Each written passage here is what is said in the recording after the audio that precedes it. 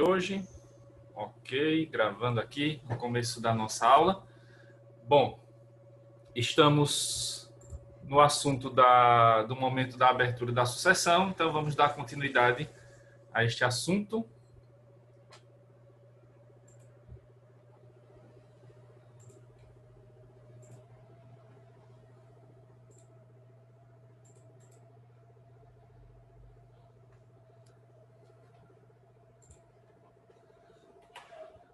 Então, na semana passada, começamos a ver essas questões aqui sobre herança jacente, direito de mão morta, e estamos vendo a Sazini. Já vimos o artigo 1784 e estávamos vendo aqui as questões relacionadas ao registro, né, a certidão de óbito, que estão relacionados à Lei 6.015 de 73. Já vimos o artigo 77, o 78 e o 79, que são as pessoas aqui obrigadas a fazer a declaração do óbito.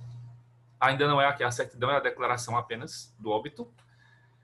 E aí o 80 é que traz os requisitos, né, que eu li para vocês, a gente viu na aula passada, os requisitos que devem constar na certidão de óbito. E cada um desses aqui tem uma função específica, né? A específica para a abertura da sucessão, né? Para o momento da abertura da sucessão, essa primeira aí, que coloca o momento exato da morte, né? Ou o momento aproximado, que seria pelo menos a hora e o dia, né? Mês e ano de falecimento. Então, essa é a regra da certidão de óbito que vale aqui para o momento da abertura da sucessão. Mas os outros requisitos vão servir para os outros momentos, né? O local da abertura da sucessão, que é o segundo, a questão de quem são os herdeiros, aí começa com o terceiro, quarto e assim por diante, e outras informações importantes para a sucessão testamentária, como o sexto, né? Se deixou o testamento conhecido, questões relacionadas também a outros assuntos que vamos ver mais à frente, como a exclusão da sucessão, né? Então, se o herdeiro praticou algum crime contra o de cujos, né? Por exemplo, se matou a pessoa que está aí sendo, né, feito a certidão de óbito, então é possível, se aí for colocado se a morte foi violenta e a causa conhecida, então depois, numa eventual investigação, é possível detectar quem foi e aí, sendo um herdeiro, pode ser excluído da sucessão, como veremos mais à frente. Aqui, local do sepultamento, que eu tinha falado, né, na aula passada, se fosse o caso de ter uma exumação do cadáver e tal, então é importante ter isso. Herdeiros menores, porque aí será necessário ter representação no processo de inventário, né, e necessariamente é processo, porque havendo menores ou incapazes, sempre é processo de inventário, não pode ser inventário extrajudicial, segundo a lei. E aí as questões mais relacionadas a obrigações governamentais, né, e para também dar baixa nos cadastros dessa pessoa, depois do falecimento, nas instituições como, né, o Tribunal Eleitoral, então ser eleitor, e aqui os documentos dessa pessoa também, para que sejam informados lá, para que se dê baixa, para evitar fraudes, né? E principalmente nessas épocas atuais em que os dados de todos nós foram vazados pelo governo, né? Então, mais importante ainda, né, desvincular esses dados, dar baixa nos dados depois da morte da pessoa, para que não ocorram fraudes, né? Para que golpistas não utilizem aí a documentação da pessoa que faleceu para conseguir benefícios ou dar golpes em outras pessoas vivas, né? E aqui a obrigação do oficial de registro, né, ao fazer a certidão de óbito, de comunicar esse óbito à Receita Federal e à Secretaria de Segurança Pública da unidade da federação em que se emitiu a cédula de identidade, justamente para fazer esse processo, né, para dar baixa lá na documentação, para certificar a morte da pessoa. Bom, aí agora vamos para um assunto, né, dando continuidade aqui, assunto novo, seguindo ainda com a abertura da sucessão, com o momento da abertura da sucessão. E aí, dando sequência, né, a esse tema, é importante falar dessa questão aqui, dessa distinção que precisamos fazer entre o momento da abertura da sucessão e o momento da abertura do inventário, certo? O inventário, como vocês já estão tendo aí essa noção, né, ao longo dessas aulas, o inventário é o processo ou o procedimento extrajudicial, né, voltado para a divisão dos bens, direitos e obrigações deixados pelo falecido, né, pelo de cujos. Então, o inventário é um procedimento específico para que se dividam os bens deixados pela pessoa que faleceu, né? Já o assunto que estamos vendo aqui, né, que é o momento da abertura da sucessão, que é a SASINE hoje, né, como a gente já viu nas aulas anteriores, é uma ficção jurídica, né? E ela trata desse momento exato em que a pessoa faleceu, né? Então é importante distinguir esses momentos em que vai se abrir a sucessão e vai se abrir o processo de inventário, justamente para que saibamos, né, quais são os momentos em que se pode falar em sucessão aberta e os momentos em que pode se falar em inventário, né, aberto, ou a necessidade de se ajuizar a ação de inventário. Bom, então é importante também distinguir os momentos da abertura da sucessão, né, que já vimos, né, está disposta pelo artigo 1784 pela SASINE, e do inventário, que esse vai estar no Código de Processo Civil, no artigo 611. Então, vamos ler aí o artigo 611 para a gente ver o que é que, processualmente falando, né, se trata aqui do momento da abertura do inventário. Qual seria o momento ideal aqui para se abrir o processo de inventário? Então, o artigo 611 dispõe o seguinte: o processo de inventário e de partilha deve ser instaurado dentro de 2 meses, a contar da abertura da sucessão, ultimando-se nos 12 meses subsequentes, podendo o juiz prorrogar esses prazos de ofício ou a requerimento da parte ou de parte. Então, o processo de inventário e partilha ele tem um prazo para ser ajuizado, que é o prazo de 2 meses contados a partir da abertura da sucessão. Então, veja, a SASINE aqui é usada como parâmetro para o termo inicial da contagem do prazo, para que os herdeiros ingressem com o processo de inventário ou, se for o caso, né, de partilha direto, né?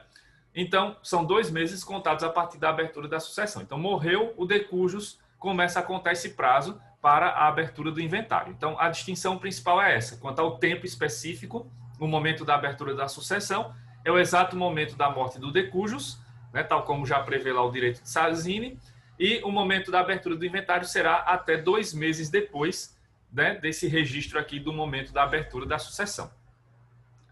Aí vem um outro prazo, né, na sequência da leitura do artigo, que é um prazo impróprio, né, ultimando-se nos 12 meses subsequentes. Então, aí seria o prazo, né, que teria, teoricamente, né, seria usado aí, teoricamente, para toda a tramitação do processo de inventário. Então, o inventário e a partilha deveriam durar, né, 12 meses após a sua abertura, né, após o seu ajuizamento. Mas, como eu já tenho dito aqui a vocês, a regra não é essa, né? A regra tem sido vermos inventários e partilhas que duram muito, muito, muito mais do que isso, né? Já falei aqui em outras aulas, né? Que é comum a gente ver inventários que duram décadas e não só 1 ano. Então, acaba que esse prazo não é obedecido, né? Até por questões, não é só por questões da lentidão, né? Não é só por questão da lentidão do Poder Judiciário. A gente sabe que o Judiciário é lento mesmo. Mas não é só isso, né? Às vezes há problemas com relação ao arrolamento, ou seja, ao elenco, né, que é colocado pelos herdeiros dos bens. Então, há alguns bens que ainda não foram identificados, há alguns bens que estão em local de difícil acesso e não tem ainda como ser demarcados, enfim.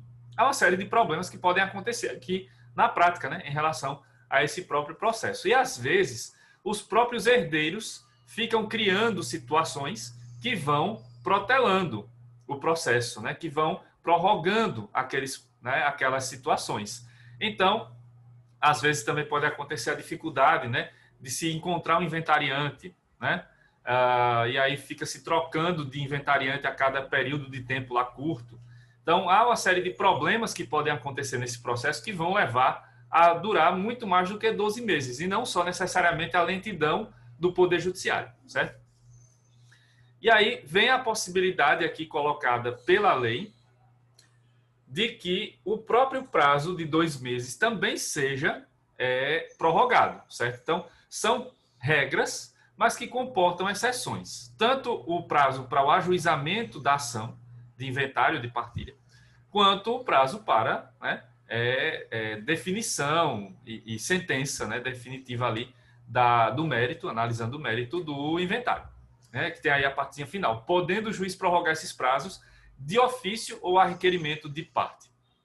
Então, é possível que se prorrogue esses prazos, ou seja, por exemplo, que o juiz dê mais 2 meses para que os herdeiros ajuizem a ação de inventário, ou que ele, né, prorrogue por mais 12 meses a ultimação, ou seja, a definição ali do processo, certo? Isso pode ser feito de ofício, se o próprio juiz percebe a situação ali, principalmente no caso do processo já em andamento, né? Já que a ação de inventário não é uma ação que se inicia de ofício, né? Então, essa questão do ofício aí, de ofício seria mais para o processo já em andamento, né? E aí o requerimento da parte, que vale tanto para o início do processo, né, quanto para a ultimação do processo. Então, se as partes, né, se os herdeiros fazem esse requerimento ao juiz para que ele prorrogue o prazo para iniciar o inventário por alguma razão justificável, por exemplo, dificuldades para se encontrar um dos herdeiros, dificuldades para que se demarque, né, um terreno em um local de difícil acesso, dificuldades para encontrar os documentos necessários ali para o ajuizamento da ação, enfim. Então, é possível que o juiz prorrogue os prazos. Geralmente, a prorrogação é feita por um período igual de tempo, ou seja, se são 2 meses para ajuizar a ação de inventário, então o juiz prorrogaria por mais 2, né? Virariam 4 meses. Se são 12 meses, ele prorroga por mais 12, né, para a definição do processo.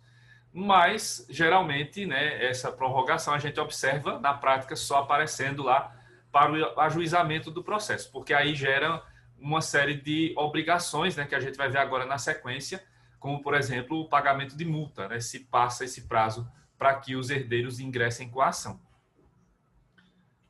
Que é aqui, ó. Se não for obedecido este prazo, ou se o juiz não autorizar a sua prorrogação, os herdeiros podem ser multados em valor que dependerá do que foi estabelecido pelo Estado da Federação, onde será ajuizado o inventário. Então, cada Estado define o valor de multa, né, que será cobrada por conta desse prazo, né, desse não cumprimento do prazo legal do artigo 611 do Código de Processo Civil. Lembrando que essa não é uma regra nova, certo? Ela já existia antes no antigo Código de Processo Civil. A diferença é que lá o prazo era de 60 dias e agora passou a ser de 2 meses, né? Já que nem sempre, né, a contagem dos 2 meses vai dar 30 dias, então às vezes pode ser melhor para os herdeiros, às vezes pode ser pior, porque se, por exemplo, nesse meio caminho aí chegar o mês de fevereiro com 28 dias, então os 2 meses vão contar menos do que 60 dias, né, que seriam os 28 dias do mês de fevereiro e os 31 de março. Mas se são 2 meses com 31 dias, né, que seriam, por exemplo, julho e agosto, então passa a ser 62 dias. Então, há algumas pequenas perdas ou pequenos ganhos com esse prazo de 2 meses ao invés dos 60 dias, que era o prazo anterior, até 2015, certo? Mas, tirando isso, a regra, né, a essência da regra permanece a mesma. Bom, então, em relação ao momento da abertura da sucessão, essa distinção, né, entre momento da abertura da sucessão e momento da abertura do inventário, o importante a distinguir é justamente essa questão dos prazos, né, ou dos termos de contagem de prazo, né, em relação ao tempo. O momento, lembrando mais uma vez, né, o momento da abertura da sucessão é o exato momento da morte do de cujus, e o momento da abertura do inventário vai ser até 2 meses depois do momento da abertura da sucessão, e aí, claro, a requerimento da parte, pode ser que o juiz prorrogue esse prazo, por exemplo, por mais 2 meses, e aí vire 4 meses, certo? Então, há essa distinção de tempo entre o momento da abertura da sucessão e o momento da abertura do inventário. Então, automática aqui só é realmente a abertura da sucessão, né? A abertura do inventário segue o prazo processual previsto aí pelo artigo 611. Certo, gente? Até aqui alguma dúvida? Não, professor. Ok. Então, vamos dar sequência aqui. Agora, vamos ver a relação entre a SASINE e a alíquota do ITCD aplicável à sucessão. O ITCD é o Imposto de Transmissão, Causa-Mortes e Doação. Bom, a SASINE é uma regra importante, né, para estabelecer, por exemplo, qual será a alíquota vigente do imposto causa-mortes e doação, que a depender, que é um imposto estadual, né?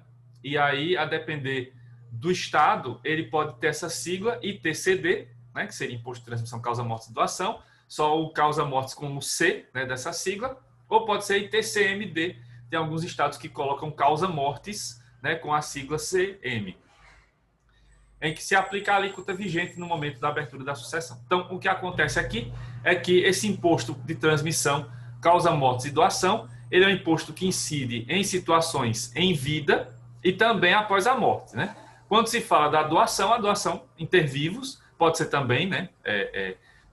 Após a morte, claro, mas há doações inter vivos e o ITCD incide sobre elas também. Mas o que nos interessa aqui é em relação à causa mortes, que é o principal fato gerador, né, do ITCD em relação às sucessões, certo? E aqui a regra utilizada em relação ao ITCD em todos os estados brasileiros é essa, de que a alíquota vigente do ITCD que vai incidir sobre a sucessão, sobre as heranças, é aquela que estiver vigente no momento da abertura da sucessão. Isso é importante porque nos casos de processo de inventário, né, como eu acabei de falar, que são processos que duram muito tempo, pode ser que haja diferenças ou divergências nas alíquotas. No momento da abertura da sucessão, lá atrás, né, quando foi aberta a sucessão, quando foi aberto o inventário e no momento em que houver a partilha, anos ou décadas depois, porque essas leis podem mudar, né, e as alíquotas também, certo? De 88 para cá, a Constituição unificou mais ou menos essa cobrança desse imposto e colocou um teto, né, de 8% para a cobrança do ITCD. Então, ele pode ir de 2% a 8% e essa alíquota é variável, então cada estado define a sua. Eu vou mostrar agora na sequência como é que Alagoas define a sua alíquota própria aqui para os imóveis, né, para os bens que estão dentro do estado de Alagoas, certo? Mas há essas variações, né? Poucos estados brasileiros usam o teto, né? Acho que Santa Catarina e Rio de Janeiro são dois dos poucos, talvez o Distrito Federal também use, são muito poucos estados que usam o teto de 8% para a cobrança do ITCD. A maioria dos estados vai ficar ali no meio termo, na cobrança dos 4%, e havia alguns estados, há ainda alguns estados, poucos, que cobram o piso, que seria 2% somente.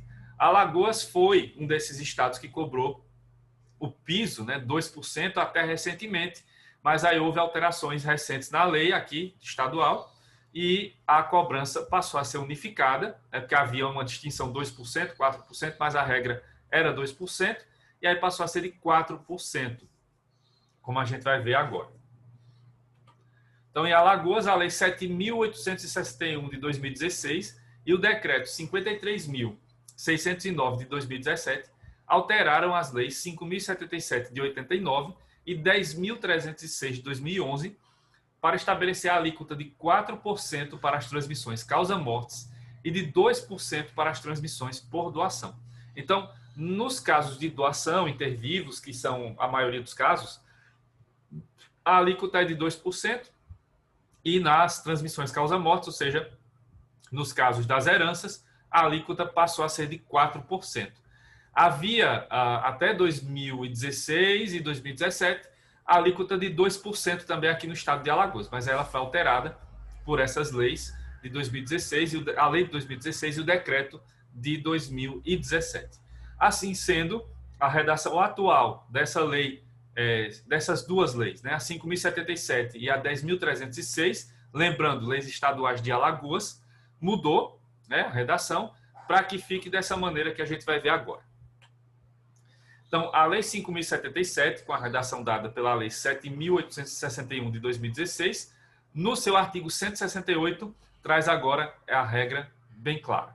As alíquotas do imposto, do ITCD, são 4% nas transmissões causa-mortes e 2% nas transmissões por doação. E a Lei 10.306 de 2011, com a redação modificada também pelo Decreto 53.609 de 2017, estabelece no artigo 24, as alíquotas do ITCD são as seguintes: de 4% para nas transmissões causa-mortes e de 2% nas transmissões por doação. Então, a nível estadual aqui, no caso específico de Alagoas, a alíquota é de 4% para as transmissões causa-mortes. Então, de 2016, 2017 para cá, todas as heranças abertas em Alagoas têm que seguir essa alíquota. Antes disso, né, lá 2014, 2015, a alíquota era de 2%. Então, é essa alíquota que deve ser vigente. Então, quando vocês forem trabalhar com sucessões, né, caso vocês migrem para a área do direito civil, vocês vão encontrar alguns inventários em que vai se cobrar ainda a alíquota lá de 2%. Né, justamente por isso, por conta da regrinha que vimos ali, de que a alíquota vigente é aquela vigente no momento da abertura da sucessão. Então, para heranças abertas agora, né, em 2021, de 2016 para cá, para falar a verdade, então a alíquota vigente é de 4%.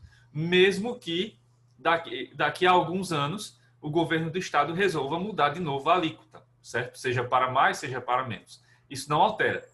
Isso é uma forma de trazer segurança jurídica, né, para os herdeiros, já que eles já vão sabendo, né? Quando abrir o inventário, a alíquota vigente do ITCD vai ser essa que vai incidir sobre os bens, sobre o patrimônio deixado pelo decujus. Então, não haverá surpresas aqui, né? Como durante o processo, 10, 15 anos depois, altera-se a lei e aí vai se alterar tudo? Não, né? No caso do ITCD não se altera e aí vai continuar vigente a alíquota que estava valendo no momento da abertura da sucessão, certo?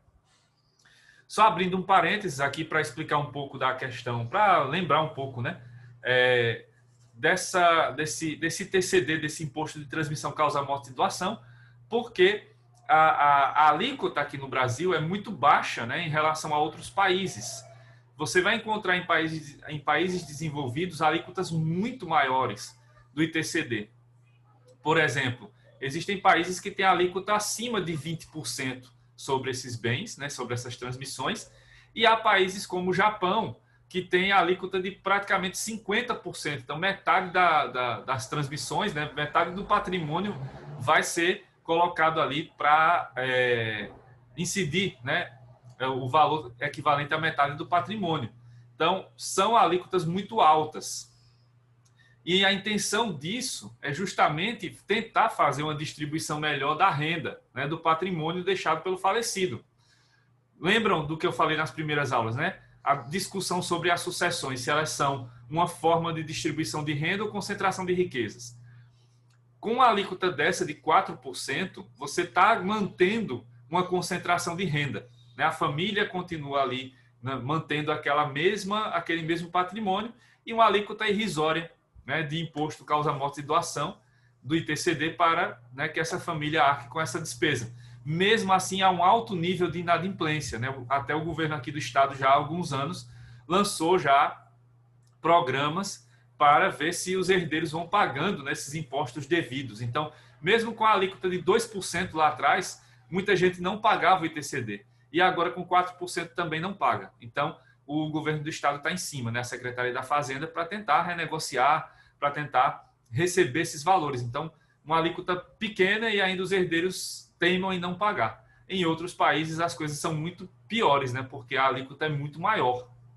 E a intenção de se ter alíquotas maiores desse imposto nos outros países é justamente para que esse patrimônio seja melhor distribuído, né, para que esse patrimônio vá uma parcela lá, né, a título de impostos para o Estado, para que o Estado possa, né, transformar esse patrimônio recebido a título de imposto em benfeitorias, em obras para, né, a sociedade como um todo. Então, isso seria uma forma melhor de distribuição de renda. No momento em que a gente está discutindo, né, novas fontes de arrecadação, né, isso falando um pouco do direito tributário, né, que se fala, por exemplo, e até se teve aí recentemente na Argentina, né, na Bolívia, a aprovação de impostos sobre grandes fortunas, também, né, uma revisão interessante sobre o imposto de transmissão, causa-morte e doação seria necessária, justamente para que o Brasil pudesse chegar um pouco mais próximo aí dessas alíquotas cobradas em outros países desenvolvidos, né?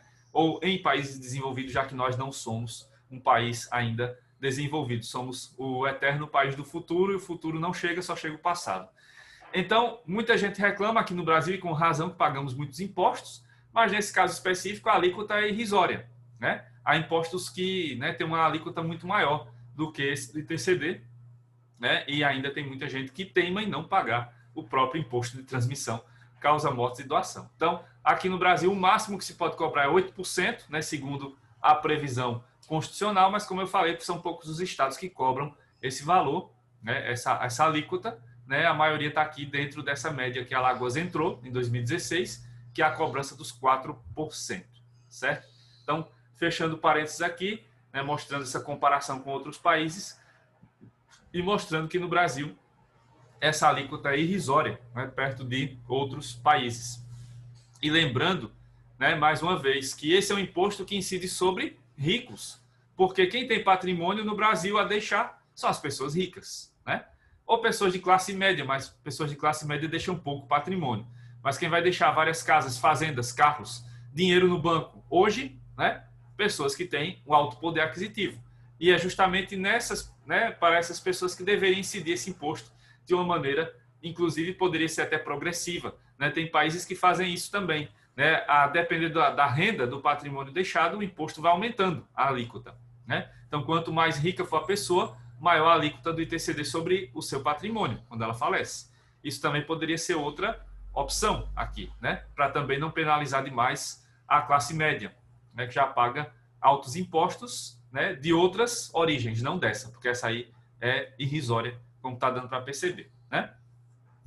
Bom, tem outras regrinhas aqui relacionadas ao ITCD que aparecem em súmulas. Então, vamos ver nessas súmulas agora, para a gente analisar o que, a nível de tribunais superiores, já foi decidido em outras épocas sobre essa questão dessa relação entre SASINE e a alíquota do ITCD aplicável às sucessões. Até aqui tudo certo? Deu para entender aí essa questão das alíquotas? Tranquilo, né? Ok. Então, temos duas súmulas, né? Uma bem antiga do STF, né? Na época que o STF ainda julgava ações de todas as naturezas, né? Ainda não tínhamos o STJ. Então, em 63, o STF decidiu na súmula 112 que o imposto de transmissão causa mortes é devido pela alíquota vigente ao tempo da abertura da sucessão. Então, desde 63, o STF já definiu, né, como uma regra a ser obedecida, né, que o imposto, o ITCD, seria devido pela alíquota vigente ao tempo da abertura da sucessão, seguindo, então, a SASINE. E a súmula 590 traz outra determinação do STF, que é a seguinte: calcula-se o imposto de transmissão causa mortes sobre o saldo credor da promessa de compra e venda de imóvel no momento da abertura da sucessão do promitente vendedor. Então, essa é uma regrinha específica para o caso da promessa de compra e venda, certo? Então, em caso de promessa de compra e venda, e aí se morreu o promitente vendedor, então o ITCD que vai incidir sobre essa promessa de compra e venda, sobre esse saldo credor, vai ser aquele que estiver valendo, vigente, no momento da abertura da sucessão do promitente vendedor, certo? Então, nesses casos específicos da promessa de compra e venda, essa regra que tem que ser obedecida, seguindo-se aí a súmula 590 do STF, certo? Então, a súmula 112 trouxe lá a determinação geral, né, do STF para todas as sucessões, e a súmula 590 trouxe uma especificação mais precisa para o caso específico da promessa de compra e venda. Certo, gente?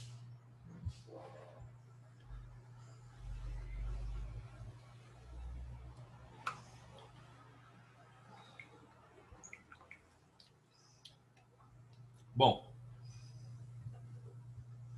agora a gente vê aqui na sequência os fenômenos verificados simultaneamente à abertura da sucessão.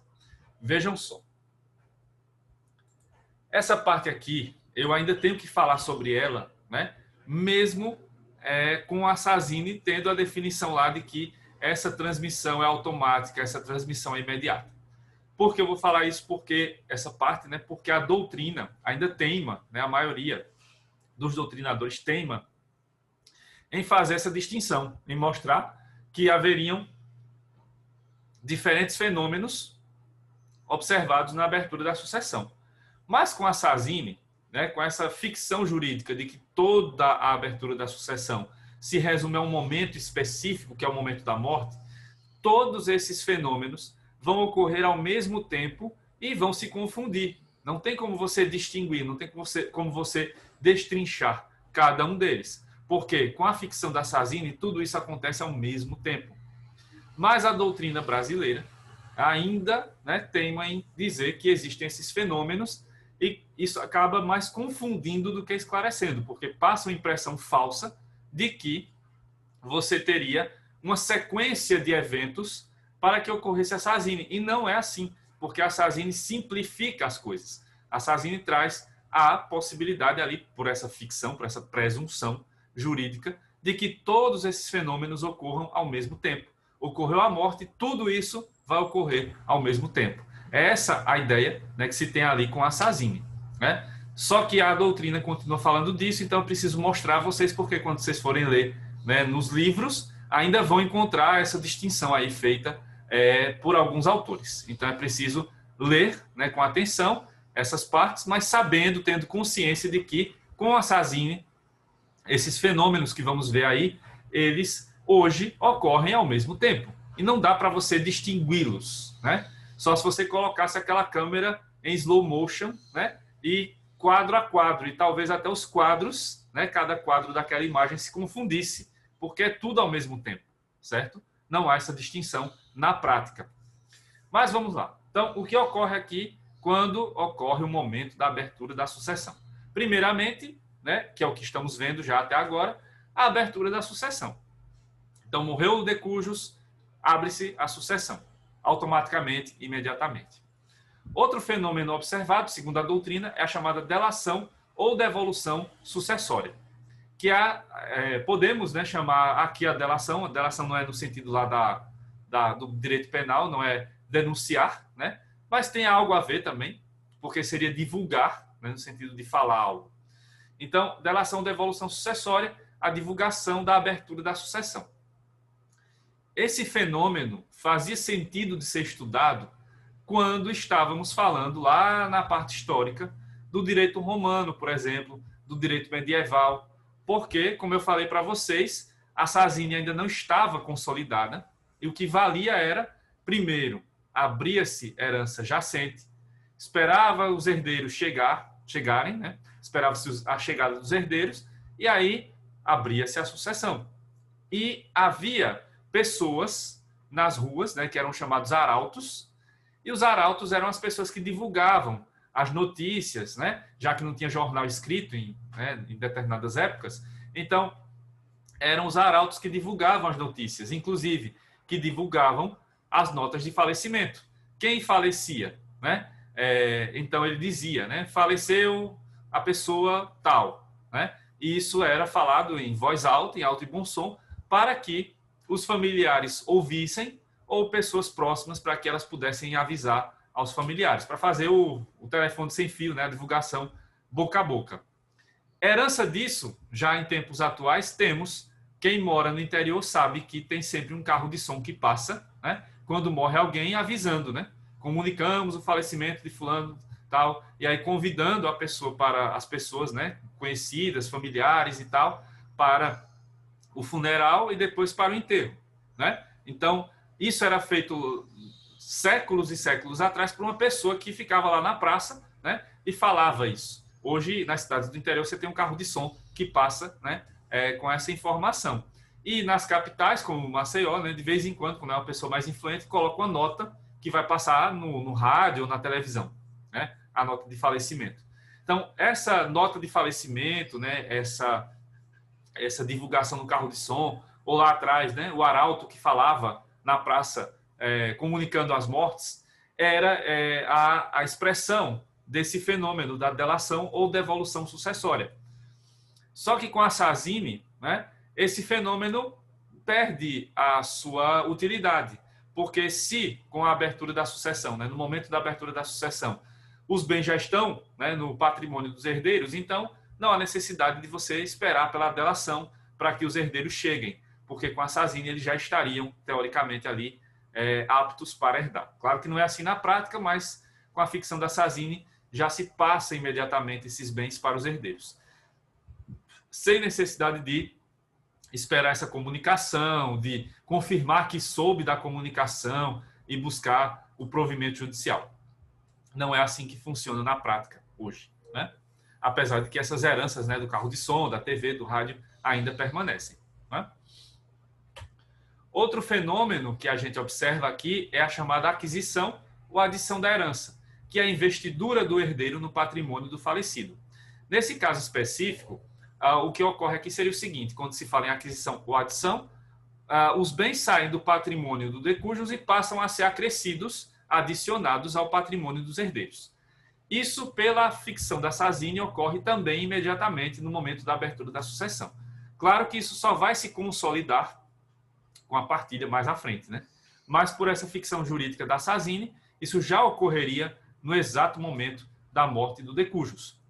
E, finalmente, né, o quarto fenômeno, a transmissão da posse e do domínio do patrimônio do falecido. Então, pela Sazini, essa transmissão da posse e do domínio já ocorreria imediatamente, automaticamente. Mesmo que na prática isso não aconteça, né, de fato, e de maneira bem especificada, mas realmente os herdeiros têm o direito à parcela ideal e eles já podem reivindicar posse, né, o domínio sobre os bens, assim que ocorra o falecimento do decujus. Então, veja, pela Sazini, todos esses quatro fenômenos, eles hoje ocorrem ao mesmo tempo. Então, não há necessidade de se dividir esses fenômenos dessa maneira, né, tão detalhada, porque hoje todos esses quatro fenômenos se confundem e ocorrem ao mesmo tempo. Então, não haveria necessidade de se fazer essa distinção. Mas eu tenho que mostrar para vocês, repetindo mais uma vez, justamente porque a doutrina ainda faz essa distinção, certo? Bom, eu vou continuar falando sobre questão de posse e de domínio, né? Porque aqui é uma questão fundamental, já que estamos falando de patrimônio, né? A herança, em sua grande parte, é composta por patrimônio, né, deixado pelo falecido, e é importante relembrar essas regras sobre posse, sobre propriedade, que serão fundamentais para a gente entender como é que funciona essa dinâmica da herança, da transmissão da herança, da divisão dos bens e também da própria administração dessa herança pelos herdeiros, seja já no momento da abertura da sucessão ou depois da abertura da sucessão e também quando ocorre lá a partilha, certo? Vou agora fazer aquela parada técnica, né, para poder fazer a gravação aqui do pedaço dessa primeira parte da aula. E eu volto na sequência para a gente ver essa parte sobre posse e domínio, tá certo? Então, me aguardem que eu volto já.